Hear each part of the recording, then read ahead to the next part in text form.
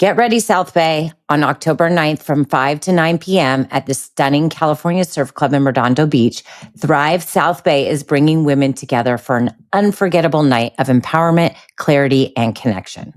Think motivational speakers, collaborative workshops, high energy networking, and a surprise guest you will not want to miss, all as the sun sets on the coast. It's time to realign with what matters most and step into your next level, mind, body, and purpose. Grab your spot today at thrivesouthbay.com. Welcome to season 2 of Where Passion Meets Purpose. I'm your host, Jen Mentesana. Each week, I sit down with entrepreneurs, thought leaders, and trailblazers who share their raw, real stories of perseverance, resilience, and building a life and business with impact. We talk about everything from entrepreneurship and family to purpose and living fully. My goal is to inspire you to start that dream, push through the hard seasons, and wake up every single day ready to live the life you were born to live with passion and purpose. Welcome back, everyone, to Where Passion Meets Purpose. I am so excited today, and I'm excited every time I come on the show, and you guys hear me say that because I have the most amazing guests. I have the most amazing women and people in my life, but today is extra special for me. I'm actually getting the chills right now. One of my very best friends in the world, Nicole Reis, is here on the show. Nicole is, first off, a mom to 3 amazing boys. She's a wife. She is a second-generation realtor here in the South Bay. And she is a collegiate and former professional athlete. And I have been trying to get her on the show for quite some time, and she finally agreed to do it. We're going to have her husband, Matt, on the show as well soon. But I wanted to talk with Nicole because she is such an amazing, inspirational, and just motivated human being and businesswoman. And I couldn't wait to have her and just introduce her to you guys. So Nicole, thank you for being here. Oh my goodness. Thank you for having me. This is my first time. I know you're what did we say always? You're a podcast virgin. I am. I'm a podcast virgin. So here I am. This is a great vibe. I love this. Yeah, it's so fun. And I know, you're a busy woman and it's been hard for us to get this. I mean, we do this in my living room all the time and in your living room all the time. We could have recorded some amazing conversations. Yeah, over the last almost 10 years for sure. So Nicole and I have boys together and we've just been through everything. But your story is so inspirational. And I know the women that listen to this show really needed to hear it. So just for motivation, inspiration, overcoming adversity. But I would love if we could start with just kind of taking everyone back to your childhood, because you really are like someone that was doing it all, even at a young age. You were always an athlete. You were always the star of every team you were on. You were recruited at a very young age in high school. So why don't you take us back to like your foray into sports? Okay. That sounds good. So yes, I'm a South Bay native. I was raised in Torrance, in the Riviera specifically, which is why I always have an affinity for that area, the South Bay. I'm the youngest of 3. I have 2 older brothers. And if they were sitting with me, they would tell you that they're the reason that I got a full ride to UCLA. Yeah. Especially Donnie. Because he used to throw the ball at me out in the street, and it was survival mode for me. Yeah. But yeah, I'm the youngest of 3. I played pretty much every sport that was offered. My mom signed me up for everything. It was probably her way of keeping me out of trouble because she was at work and she's like, I'm going to keep this girl busy. But ultimately, when it came to high school, I played volleyball, soccer, and softball. And decided to pursue softball in college. Mm-hmm. That's so awesome. And your mom was an athlete too. She was a gymnast. She was an incredible gymnast. And, life kind of threw them a curveball at a young age. So she didn't really get to pursue that. But so I think, ultimately she got so much joy out of watching me compete because her competition was cut short. Yeah, for sure. Yeah. So you go to UCLA, you get a scholarship at UCLA, and you are fulfilling your dream to play collegiate sports. And what happens your first year? So I graduated at 17 years old. I had a young birthday. I was a November birthday. So I get up there. It was actually in 8th grade that my mom took me to a game up at Easton Stadium, and I told her that I wanted to play for UCLA one day. That was like an aha moment, is watching those girls play in that stadium. And I was like, I'm going to do this someday. And it was something that just, for me, was so inspiring to watch these women playing in this incredible stadium.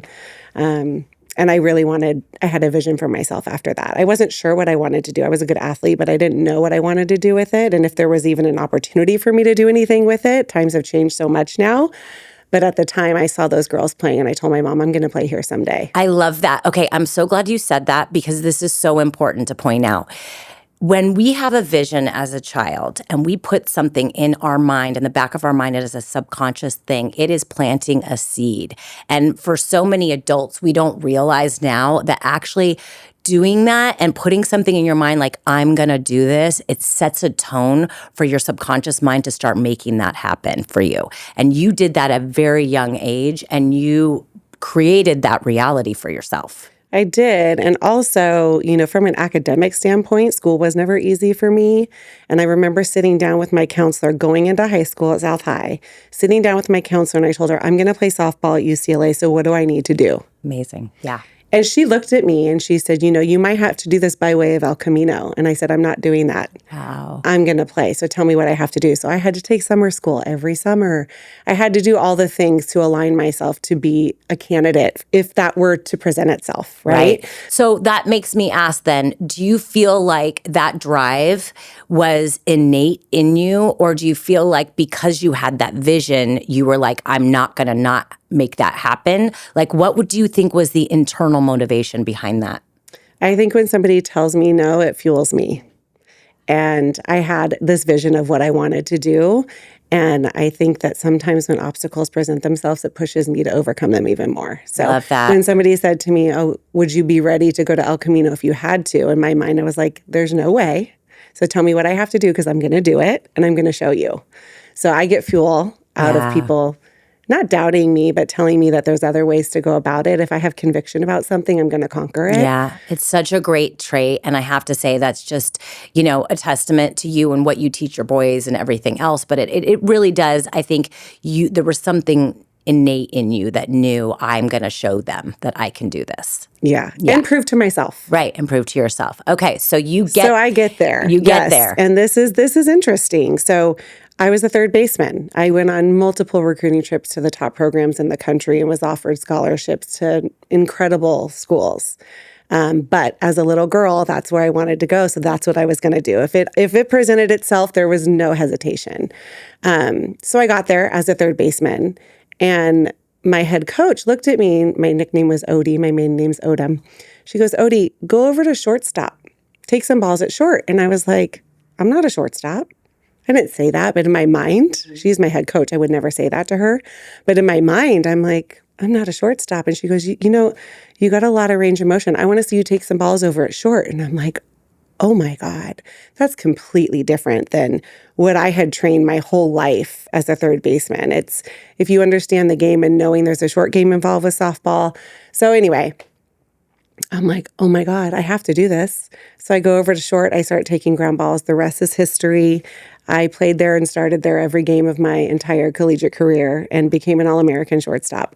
But it was I've crazy. heard this story and I still get the chills because Yeah. it's just amazing. You never know what opportunity can present itself. Like here you were thinking, okay, I'm going to go be a third baseman, whatever. I'm just grateful to be on the team. Yeah. And now you're playing shortstop, which was one of the most important. I mean, they're all important. They're all very important, but it's very thought-provoking. You have to know every single pitch that's coming. You're communicating to your infield, to your outfield. And it was a big role for me to take on, but she believed in me and that's all I needed. Yeah. And so I transitioned over and I did it and the rest is history. But it was literally my first day of college, and I was 17 years old and in my mind, I'm a third baseman. I'm not a shortstop, but just goes to show you can do anything with a little bit of belief and encouragement. That is so true. And you rose to the occasion for sure. And so tell us a little bit about that year that you went with your team to the World Series, is it? Yeah. So we went all 4 years that I was there.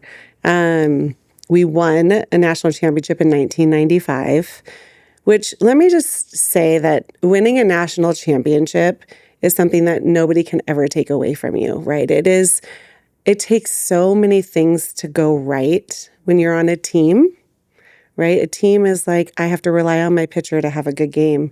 I have to rely on my catcher to call a good game. I have to rely on my batters to execute when they're at the plate. It's everybody buying in to our purpose and everybody showing up for each other and everybody executing. It doesn't take one person, it takes the whole group.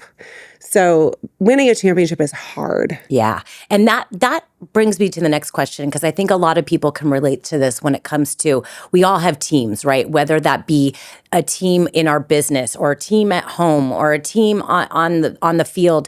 It's, what does it take? Like, what is the magic sauce? I think a lot of people could say, you can look at a great team and say, okay, they had, these positions all, in place, and they had a great quarterback and they had all these things. But then there's something else that elevates even that team. What is that? Yeah, it takes a special belief. It takes a special mentality, and it takes every single person. It takes your trainer. It takes the girls that are your backup. It takes your base runners. It takes everybody who's on that team to buy into what you're doing to have success with the group. Right. You can't have an individual if you're going to have success as a group. Yeah.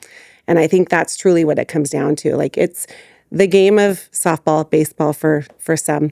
It can be very isolating when you're at the plate, you're up to bat. It's you and the pitcher, right? But you're representing your team. And when they have your back, anything is possible. And you know that. You're carrying the weight of your team, but they're your biggest fan and they're cheering you on. And all you want to do is execute for them. Yeah. If any of you have ever watched college softball, girls softball, it is really heartwarming to watch these girls in the dugout. The level of support, I mean, it's like nothing I've ever seen. It's so fun. It's incredible. And I could see why. It's like it takes on a life of its own. And it's so different than professional sports. I think watch it in the spring. I don't know when Nicole will talk about when the season starts and all that good stuff. But honestly, it's one of the most, my husband's been addicted for years. I love that he watches. Yeah. He and I watch more softball together. It's the best. It's awesome. And it's really a fun thing to watch. So it's incredible what you women do together when you're all on this ride. And just the support and the camaraderie is something that I think we all need in life. And it's such a good example. Like, as you know, I've got a networking group for women right now in my business, and I need a team around me, right? I need a team because I'm doing a lot of things that are scary and hard and difficult, and entrepreneurship is difficult. And when you have that team around you that's supporting you every day, it's like, go find your team, go find those women or men or whoever it is that lift you up, that believe in you, that know you can do it, and create that energy that actually elevates everyone. And I think the girls softball is such a good example of that. Yeah. And I also think that that's something we can get into in a little bit, but with my business is that I've been able to use that formula for creating a successful business. And, it's so much about like the little victories along the way, but that bring the big wins. Yeah. And, I've been at my business now for going on 9 years, which I can't even believe. That's amazing. I'm having the best year of my life. Yeah. It's incredible. And I've been able to build a team that makes me better. I've been able to choose an escrow officer and, loan officers and title and all of the things that are a winning formula in my mind. And I get to choose them to help elevate me and my performance. And I learned all of that from, I always say, like, between the white lines, and I'm able to transfer that into business. It's so true. I think for those of us who are in business for ourselves, you have to be able to take your life experiences and use those into building your business. I mean, that's what's going to make you successful, right? All of the challenges and all of the things that you've had to overcome and all of the adversity that you go through is what helps you become a good business person, an entrepreneur. And you take those lessons and turn them into opportunity for your business. And it's such a good, way of just explaining that. Before we dive into that, though, I did want to talk to you a little bit about how you handle adversity, because you are one of the most positive people I have ever met. I mean, you truly are. Like, obviously, we all have rough days, and you and I have been there for each other for those kinds of things. But you just have this ability to, I mean, I watch you with your kids' sports, and you just have this ability to be so positive and uplifting. And even when there's a loss, it's like there's no dwelling on what happened. It's like, okay, on to the next game, right? And you just have that attitude about, obviously that comes from being an athlete, but what do you think that is? How did you create that ability?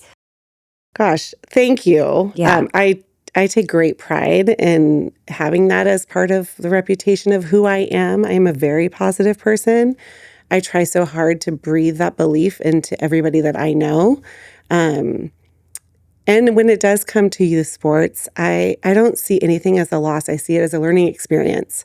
So, like with my children, if they're hard on themselves for a game where they feel like they didn't perform, I do have a bounce back mentality. And it's how you respond to adversity in life is what's going to get you to be successful later. So, if you feel sorry for yourself, get over it. I'm sorry. It's not that I don't have empathy. We've all been there, but life is happening. Right. Right? Everybody else is going to carry on. So find a way to learn from that. Yeah. And try to capitalize on it and not let it happen again. And if it happens again, we'll go through this again. But you can't sit and feel sorry for yourself because everybody else is going to carry on. Yeah. So how can you make yourself better and learn from that? Exactly. It's taking those, moments of adversity, those challenges, those losses, and saying, okay, this happened. Yeah. It feels bad. Happens to everybody, It though. happens to everybody. I mean, you go and ask around. There's an old, I'm going to butcher the word, so I'm not even going to say, but there's an old story that it's like this man goes to a village or this woman goes to a village and says, why is all this happening to me? My house has been destroyed. It's why me, why me? And she goes to get this potion to get a block on her heart to not feel the pain in them anymore. And I'm totally butchering the story, but it's important.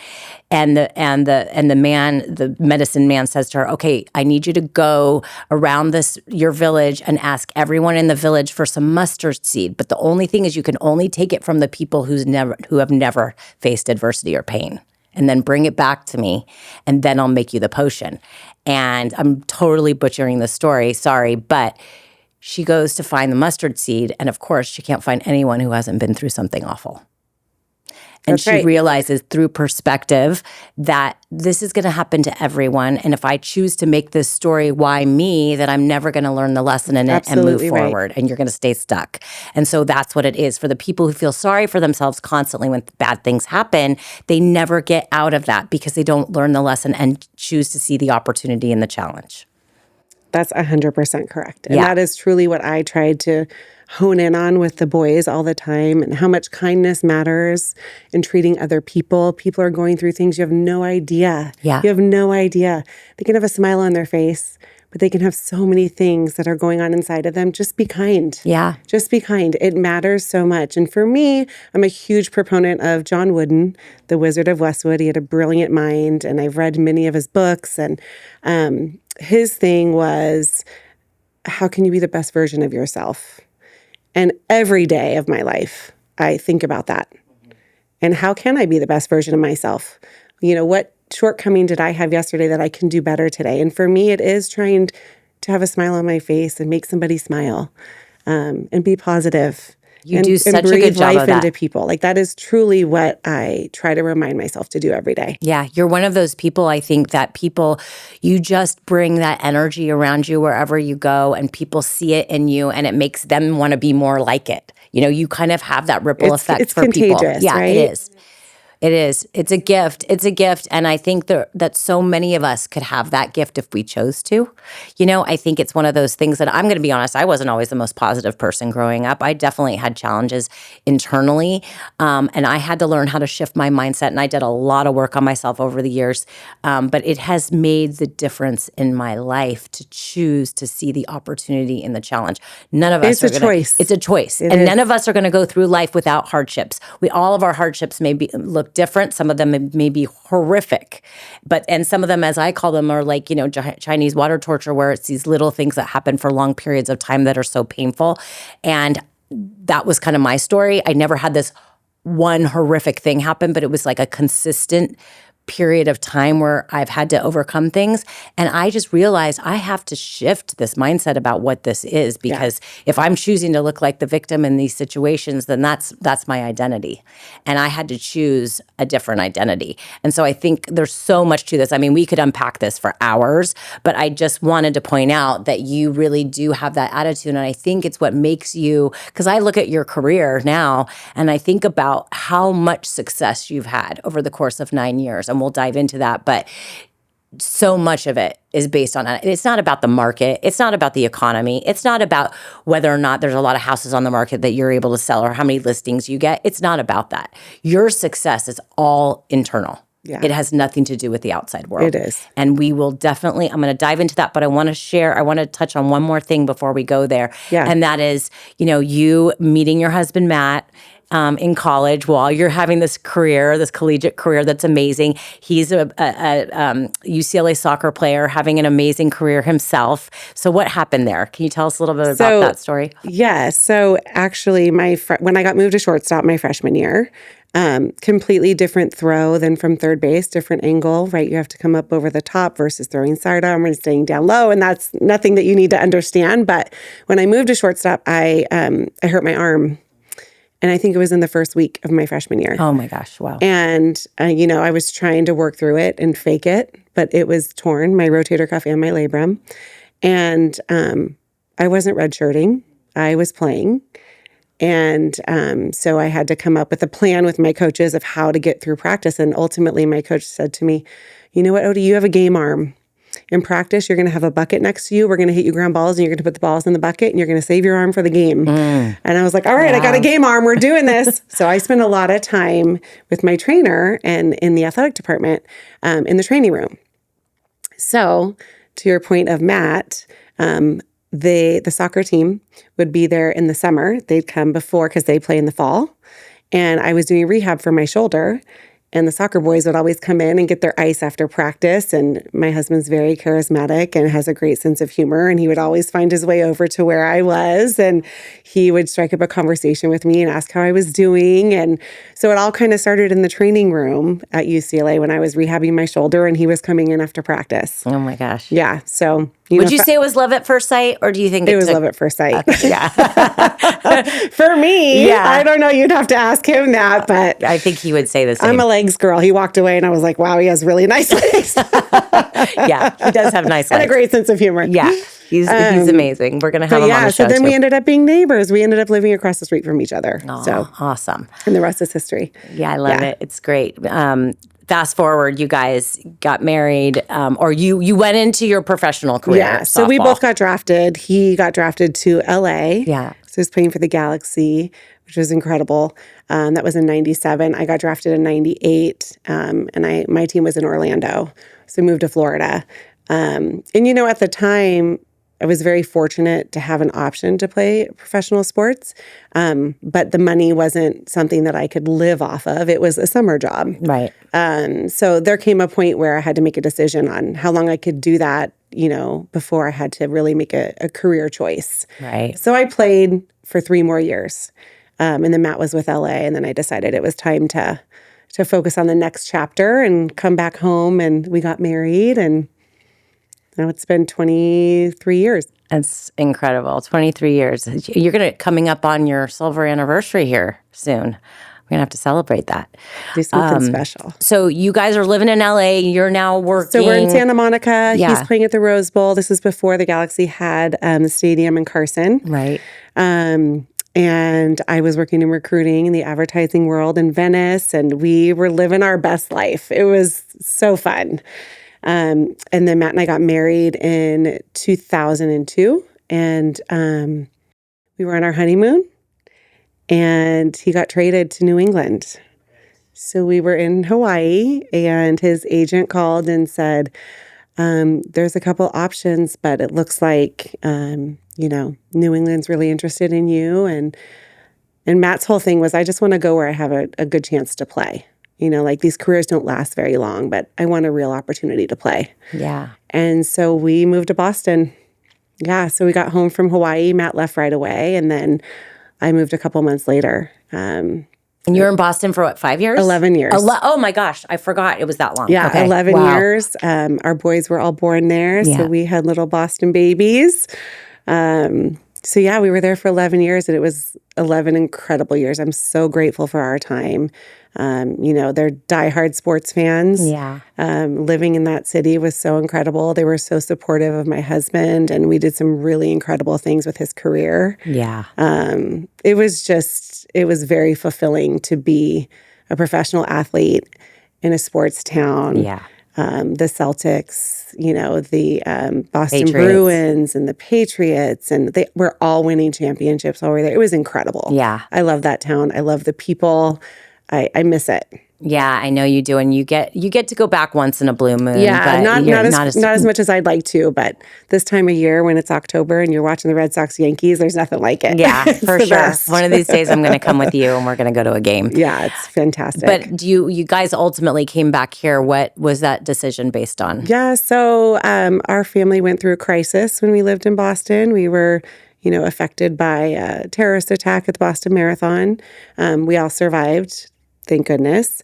But it kind of put, a different perspective on things for our family. And in 2014, Matt had an opportunity to coach for the LA Galaxy. And I think it was kind of a no-brainer for us that it was time to come back home and be where our families were. We didn't have any family there, of course. It was just the five of us. So, being close to family meant everything after going through stuff. So, so we came back home and we've been here ever since. Yeah, I'm certainly grateful that you came back home because we became friends when our boys started kindergarten together. I know. So it's been a journey for sure, just like getting to know you and your husband and your kids. And we've created so many amazing memories. And I got to watch you start your real estate career. When you came back, you were just stay-at-home mom like me. And, I was things out in California. Yeah, like getting grounded and kind of getting resettled in and everything. Yeah. And then you decided to launch your real estate career. You're second generation realtor. Your mom did it in the same community for how many ever years? She was 42 years. Wow. Yeah, it's crazy. So what do you think was the impetus? I know for a while you debated doing it and then you were kind of like, I'll decide when I'm ready kind of thing. What was that nudge that said it's time? I don't know if it's ever the right time. And I kept talking myself out of it. Their kids are small and I don't want to miss out. But I just remember growing up and my mom was at everything that I ever did. Everything that was important to me, she always showed up. And I could never understand how she was running this incredible business, but yet she missed out on nothing of ours. And I'm like, I could do that. As a little girl, I remember looking at her like, I want to do that someday. And it was when the boys were in elementary school. And to be quite honest, it's hard to survive in California off of one income also, right? And I knew that if we were going to stay here and we wanted to own a home and we wanted to have roots in Palos Verdes, it was time for me to start contributing to our family financially. And what made a lot of sense was for me to be able to do what my mom did. I never thought I could do it to the degree that she had success, but I knew that there could be some life balance where I could contribute to our family. I could fulfill myself and stimulate myself outside of being a mother. And so I decided to jump 2 feet in. And when I do something, I'm very cautious to commit to something because I have real conviction and I want to be successful. So when I said I was doing it, it was like there was no turning back. I had made up my mind. I remember this whole period of time for you. Yeah. And it was such a just wonderful thing to watch because at the time I was supporting my restaurant business with my husband. I didn't have my own personal business started yet. And I remember just watching you go through this journey and thinking, wow, like she's really doing this, and she's going from stay-at-home mom to starting from scratch, from going to get your license. And I remember you calling me and saying, I passed, and all of those little moments that led up to where you are today. And I think for people who are listening, it's so important what you just said is like, I want to have something that I can be present for my kids and their activities and their lives, but also I want to be able to go 2 feet in and I'm going to be successful. Yeah. And so what is that thing that I can do to have it all? Because we can have it all, but it takes commitment and discipline and a choice to be present in every moment that you're at. Like when you're with your kids, you're with your kids. And when you're with a client, you're with a client. Mm-hmm. And for those of you who may be wondering right now, like, is it time for me to step into going back to work? Is it time for me to start my own thing? I think you have to really ask yourself, what is your priority and what is your why for doing it? Mm-hmm. And those things have to be unwavering, right? Absolutely, 100%. Yeah. making a commitment, like starting your own business, it takes your whole self. Yeah. But also, you have to understand that scaling back on other areas of your life is also something you have to accept. Yes. So things that I was doing, like volunteering in other aspects, I had to say no to. And Yep. it's not easy to say no. Nobody wants to. Right. But it's just a different trajectory that you're taking on, and you'll get back there, but on a different level maybe, you know? And so for me, it was having conviction. It was jumping 2 feet in, but also like something I really take pride in and pride myself on is quality over quantity. So if I have a client that I'm working with at the time, like I want them to feel like my undivided attention to what we're doing. This is their largest asset, most likely, right? With the transaction that we have here in real estate. Sure. And I never bit off more than I could chew. I was very careful about that. So I would commit to a client at a time. Yeah. And I remember talking to a real estate coach. And because I needed some guidance, you know, my mom was retired, and that's my only thing I wish we could have done is I wish she could have been my business partner for a couple of years. I know we would have had such a great time, and I would learn so much from her because I would call her, and instead of it being me annoying asking her things, she actually would have been in it with me, and we would have been partners together. It would have been amazing. But I remember talking to a real estate coach, and he asked me, what do I want to achieve? And I said, I want to be a household name like my mom. And he said, Nicole, do you really want to be a household name? And I said, of course I do. I said, isn't that the pinnacle? Like you want to be the first call when people think about representing a sale or a buyer. And he said, I want you to think about that. He's like, because what you told me when we got on the phone is that you love being a mother and that you have a husband. And he's like, you want to do it all. He's like, if you're a household name, you can't do it all. I love this coach. Good coach, because what he really did. It was the best advice somebody's ever given me in the professional world. Yeah, he extracted your why out of, so what you told him and what you really wanted were two very different things. They were. Sometimes we say, I don't say I want to be the best paid speaker in, the entire country and travel around the world and do that, because I know deep down that I don't actually want that. What I want is to be able to speak and travel and still have time to be with my family. Yep. So I had to be very careful about choosing my goals as well. And that's so important that he was able to extract that you actually don't want to be a household name because you don't want the thing that comes from that. Exactly. We think we want the house on the hill and the beautiful everything, but what we really want is the feeling and the experience that we get from having that. And if we really think about what that thing is, it's not really what we want.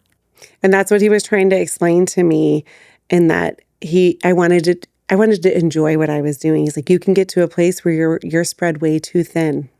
And then you're no longer the best mom you can be. And then you're no longer able to run the business the way that you once wanted to. Because I always told him the quality was more important than the quantity. And he's like, that will all come. He's like, but don't spread yourself too thin.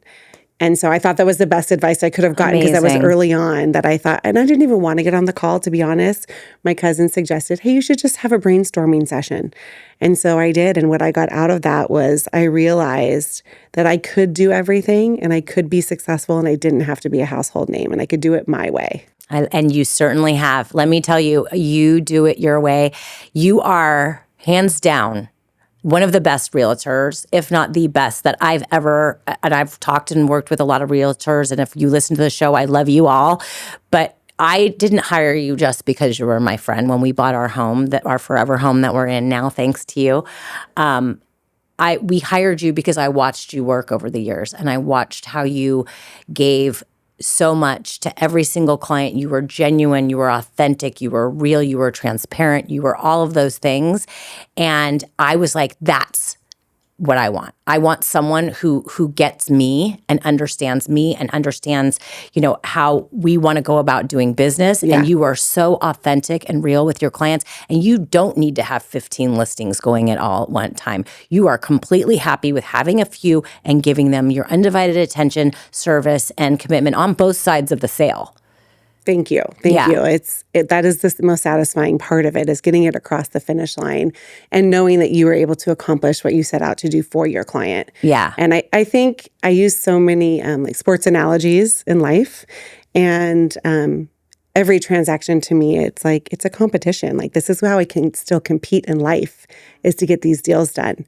And, when I sat down with you and John and you guys hired me to represent you on your purchase, we're a team, right? And we come up with a game plan and we're going to execute it. And I am determined. I think of closing escrow as my finish line. And that's how I operate. I operate as a team. And this is where I feel like I'm still fulfilled from like my competitive side of Nicole. I'm not on a field anymore, but I've been able to transfer that into what I do today. And it's very fulfilling, especially when I get to represent my friends and get the deal done for them. And it's a win for all of us in the end. It was so much fun. And we finally closed escrow on the house. And the first night we got it, we ordered pizza and went in and ripped out these cabinets all together. And we're banging down walls. Yeah, it was so much fun. It was just the best way to celebrate. It was great. And I just love what you just said, because the show is called Where Passion Meets Purpose, right? And I think you really have found your purpose. And it's not because your purpose is to, sell houses. It's to make people's dreams come true through your gifts and innate natural talents that you've had since a very little girl. And that drive and that competitive nature and that team mentality is what you put into every deal. Thank you. Yeah. Thank you so much. It's so amazing. It's been quite a ride. I'm going, like I said, on 9 years. This is the most success I've had. This is the best year of my career so far. Yeah. And it just keeps getting better. I learned so much with every deal. But, at the end of the day, I think if you were to ask my clients why they hire me, it's because they know what they're going to get out of me. Yep. And they know that they're going to get a loyal, hardworking, dedicated, committed agent. And I'm going to make sure that the deal gets done. Yeah. And this is why you get so much referral business too. I think your business is almost it's 100%. 99%. Yeah. I do very little advertising because, and I'm at a point now where, 9 years in, I have clients coming back to me the second time around. Yeah. It's pretty cool. Yeah. That's when very cool. You've done a good job. That's is when right. it comes back to you the next time around. And so that's starting to happen now. And it's, that's sustainable. Yeah, exactly. And that's sustainable. That was the last point I was going to make, is just that you are building a career in an industry that fluctuates based on the economy and interest rates and everything that's going on right now. And you just have this baseline that you've got going on where you have built something real and tangible that isn't affected by outer things. I mean, of course, the influx It will always be. Yes. It will always be. The influx of business will come and go, but your level of commitment and the referral business and the way that you hold yourself accountable to your business and to your clients is unwavering. Thank you. Yeah, it's Thank amazing. You. I really do take great pride in every single deal. Yeah, you sure do. Well, thank you for sharing that with us, because I just feel like people need to understand how to go about doing business the right way. So it's super important. I want to ask you one last question. Okay. So this is a little hard sometimes for people to answer, but if you were at the end of your life and you were having a moment where you were looking back and you were saying, I did it. I did all the things. And I know that you will feel this way, that you left it out all on the table, that you maxed out, as Ed Milet likes to say, did I max out? And I know that you will feel that way. But how would you like to be remembered? I know it's hard question to answer, but you have a lot of things going in your life. You're a mom, you're a hardworking, businesswoman, wife, all family member. I think I would like to be remembered as a mother who raised good human beings. You have. You got me. Yeah, sorry. I know. I'm not Barbara Walters here. I'm not trying to make everybody cry. It's just something that I think we all need to think about, is like, this is how we're living our lives every single day. And it's not just about business. It's not just about success. It's not just about the finish line, even for an athlete. No, it's also just giving our children the skills and, the confidence and the courage to go out in our community and do amazing things and make this world a better place. So for me, if I could be remembered as being a mother who raised incredible human beings, then I've done my job here. And I think you have, but you've got a long way to go. So we don't have to worry look about out. that. So look out, everybody. Yeah. Well, this has been an amazing conversation. I know we could probably dive in so deep on so many of the topics that we touched, but I just couldn't wait to get you on to share your story. And I want people to be able to find you. So where can they find you? What's your social media, website, all that good stuff? It's my Instagram. It's a work-life balance. It really kind of shows a lot of my family, and I sprinkle in my work. I don't push things too much, but Nicole Reis on Instagram is where you can find me. And before we go, I want to say that I remember the day, I'm going to cry, that you told me that you wanted to start your business. I am so proud of you. Yes, I am so proud of you. Thank you. I mean, for you at this point in your life and just having gone what you've gone through in life and to be where you are today and want to enrich the lives of everybody around you in our community. And it's really fun to watch. Thank you. And the impact that you have on the younger generation, the young girls in our community, and having this woman go up and speak. I think that it just, thank you so much, can give a lot of young girls hope and aspire to be whatever they want to be. Yeah, that's why I wrote my book. Thank you for saying that. That's why I wrote my book. I really wrote my book for the women in their 20s and early 30s who are trying to figure out life and where they go from here. And it's, as I'm going to keep quoting Mrs. G, it's not all rockets and rainbows, but if you can find your thing, your gift and your talent in this world, in this lifetime, and you can do that every day, life is worthwhile.